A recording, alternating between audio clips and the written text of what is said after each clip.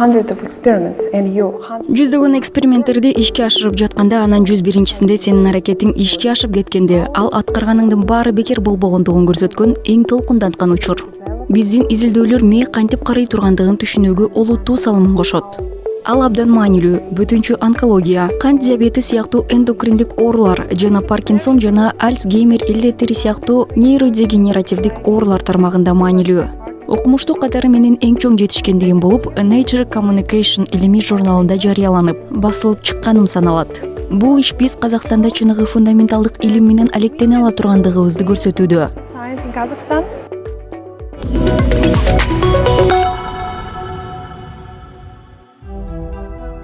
Паркинсон илдети дүйнө жүзү боюнча окумуштуулар анын үстүндө иш алып барган табышмак. Илдет миллиондогон адамдарды чалдыктырып, аларды өз кыймыл аракетин контролдоо мүмкүнчүлүгүнөн ажыратып коюуда. Алгачкы белгилери анча деле билинбеши ыктымал. Майда калтырак же кыймыл, аракеттеги олдуксондук. Убакыт өткөн сайын ал өрчүйт. Ал булчуңдардын тырышып катып калуусуна, тең салмактуулукту жоготууга жана басуудагы катаалдыктарды жаратат. Абалдын начарлашынан улам жада калса жөнөкөй эле нерселерди аткаруу кадимки чоң чакырыкка айланат.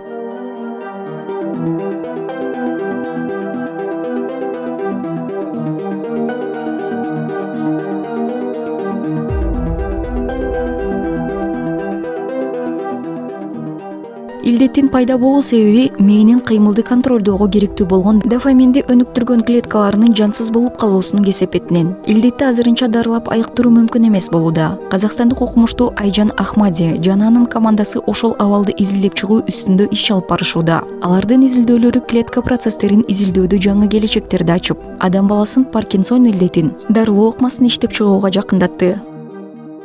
I always been fascinated by the complexity of our brain.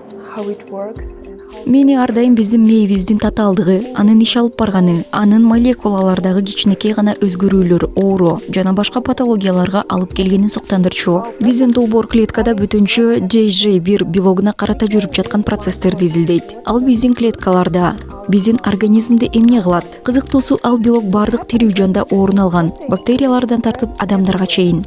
Ал организмде көп, демек ал биздин тулку денебиз үчүн абдан маанилүү болушу керек. That it must be important for our body. We are using Биз негизинен масс спектрометрия, белокторду тазалоо жана айрым гендерди нокаутуу үчүн CRISPR-Cas жардамы менен гендерди редакциялоо сыяктуу биохимия жана молекулярдык биология ыкмаларын колдонобуз. Жакында эле биз аталган белок гидролаздык активдүүлүккө ээ экендигин аныктап чыктык. We were second in the world to report this, and this is very fascinating. Ал тууралуу жарыялагандардын катарында дүйнөдө экинчи болдук. Ал абдан кумарлуу, анткени келечекте терапияны иштеп чыгуу жолунда жаңы ачылыштарга алып келиши мүмкүн. Эми болсо башка окумуштуулар маалыматтарды колдонушуп, аларды ар кыл моделдер менен организмдерге карата колдоно алышат. Patterns and different organisms. Айжан Ахмади 5 жыл аралыгында организмдин бардык ткандарында өзгөчө мээде орун алган JJ1 белогун изилдеген. Бул белок гликолиз деп аталган кантты майдалоо процессине катышат жана клеткалардагы маанилүү молекулаларга зыян келтирүүчү уулуу заттарды зыянсыздандырууга жардам берет.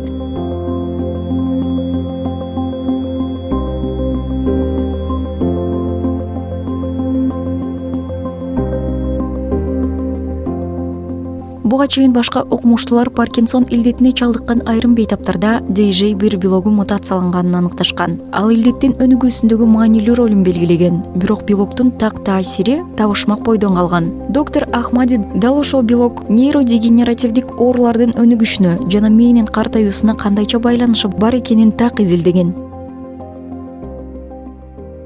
This protein named DJ1 was actually studied. JJ1 деген аталыштагы бул белок болжол менен 10 илимий топ тарабынан изилденген. Жана алар ага ар кыл функцияларды ыйгара беришкен. And the function we reported is very impressive. And so Бирок ошол функциялардын баары анчейин деле маанилүү эмес болчу. Ал эми биз аныктаган функция абдан таасирдүү жана балким белоктун негизги функциясы болуп саналат. Эми окумуштуулар патология эмне үчүн пайда болуп жаткандыгын түшүнүшү мүмкүн. Биздин изилдөөлөрүбүз мээбиз кантип карып жаткандыгын түшүнүүгө олуттуу салым кошот. Understanding of how our brain gets old and aged. After recent Жакындагы изилдөөлөрдөн кийин аталган белокту ар кандай клеткаларда жана бейтаптарда өзгөчө рак жана диабет учурунда изилдөө үчүн көптөгөн мүмкүнчүлүктөр бар деп эсептейм. and patients, particularly cancer and diabetes. So I think now people will start studying. Эми окумуштуулар аталган белоктун мээдеги нейродегенеративдик процесстердин өнүгүшүнө кандай таасир тийгизерин изилдей башташат деп ойлойм. Neurodegeneration in our brains. Азыркы кезде Паркинсон илдети симптомдук нукта гана дарыланып келишет. Бирок Айжан Ахмади жана анын командасы бул ооруну дарылоо жана клеткалардын картаюу жөнүндөгү билимди жогорулатуу үчүн жаңы мүмкүнчүлүктөрдү ачууда. Эми дүйнө жүзүнүн окумуштуулары Казакстандын окумуштуулары тарабынан далилденген JJ1 белогунун функцияларына көңүл топтой башташат. Мындан тышкары анын рак клеткаларында кыйла жогору топтолуусу онкологиялык илдеттерге каршы дарыларды иштеп чыгуу мүмкүнчүлүгү тууралуу айтып турат.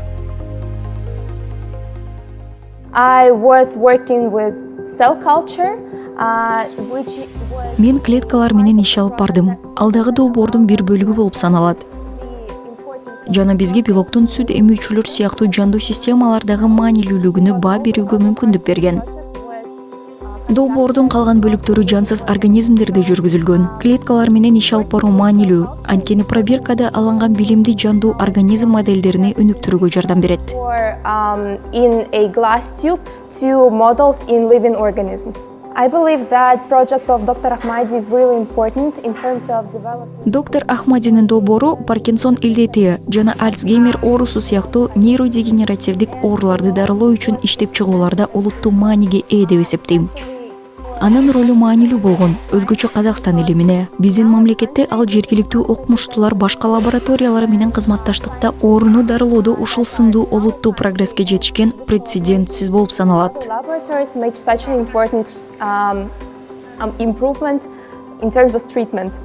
Dr. Ahmadi's work. Доктор Ахмадинин иш алып баруусу фундаменталдык илим жана аталган илдетти дарылоо үчүн колдонмо изилдөөлөр тармагында Казакстан үчүн гана эмес, дүйнө жүзү боюнча башка лабораториялар үчүн дагы маанилүү болуп саналат. For the treatment of this disease.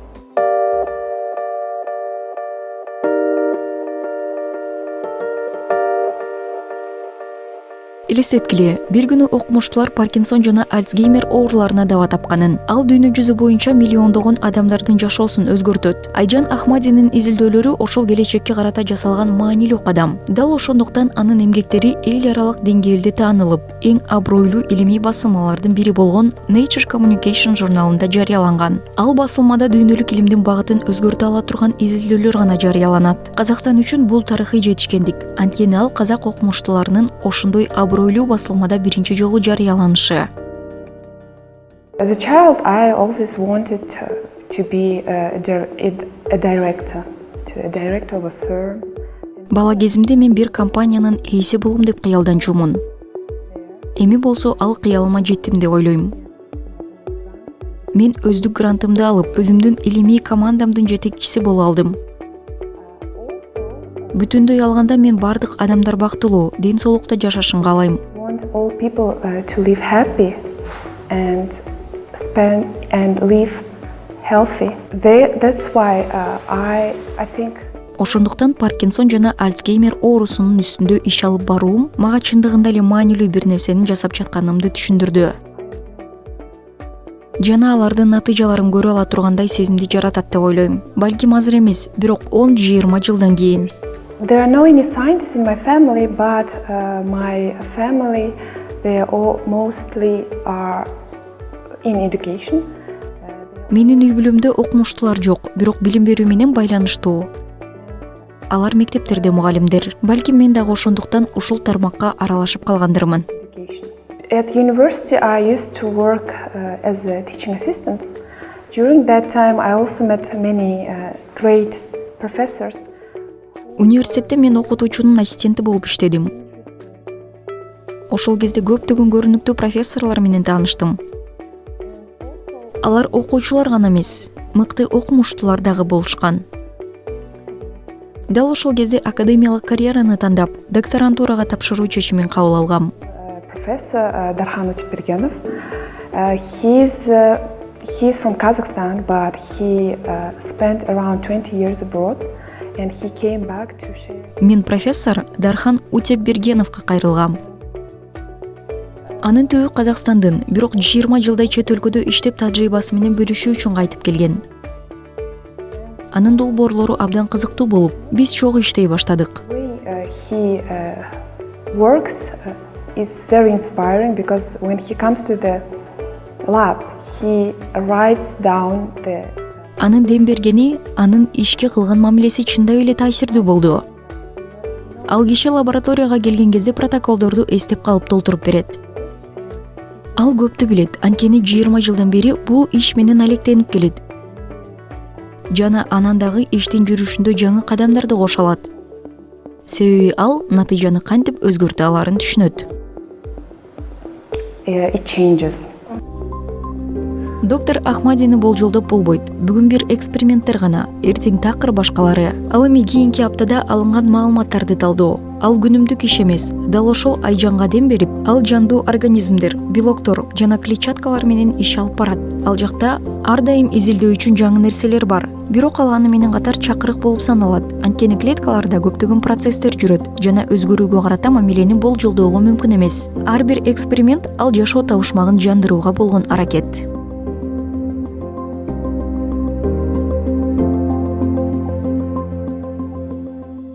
The moment I wanted to leave is when nothing works. You do thousands of. Мен да баарын таштап салгым келген учурлар болгон. Ошол кезде эч нерсе иштебей жаткан. Сен миңдеген эксперименттерди жасайсың, андан бир майнап чыкпайт. Ошондой учурларда мен бул жакта эмне кылып атам? Эмнеге бул жакта калышым керек? Анын мааниси эмнеде деп ойлойсуң. Бирок кийин жүздөгөн эксперименттерди ишке ашырып жатканда, анан 101-синде сенин аракетиң ишке ашып кеткенде, ал аткарганыңдын баары бекер болбогондугун көрсөткөн эң толкунданткан учур. Fundamental sciences. In Kazakhstan, many people think that fundamental science is not important. But in order to Окумуштуу катары мен фундаменталдуу илим менен алектенем. Казакстанда көптөрү фундаменталдуу илимди маанилүү эмес деп эсептешет. Бирок кандайдыр бир колдонмо чечимди же коммерциялык долбоорду жаратуу үчүн түпкүлүгүндө эмне жатканын түшүнүү керек. Мисалы, эгерде сиз велосипед тууралуу ойлонуп жаткан болсоңуз, велосипед үчүн жаңы бир нерсе жаратууну, ал эмнеден жасалганын билүү керек болот. Ошондуктан фундаменталдуу илимди изилдөө дүйнө жүзү үчүн, Казакстан үчүн да абдан маанилүү. for world and for Kazakhstan as well. Well, science is for me is like my life. It is everywhere. Мен үчүн илим бул жашоо. Ал ар тарабыбызда. Жада калса үйдө тамак жасап жатканда мен аны колдоном. Ашканада мен аны ашкана лабораториясы деп атайм. Мен илим негиздерин пайдалануу менен мыкты рецептти жасап чыгуу үчүн өз илимимди колдоном. Ашканада биз физиканы пайдаланабыз. Демек илим ар тарабыбызда деп ойлойм. Like at kitchen we use physics. So I think science is everywhere.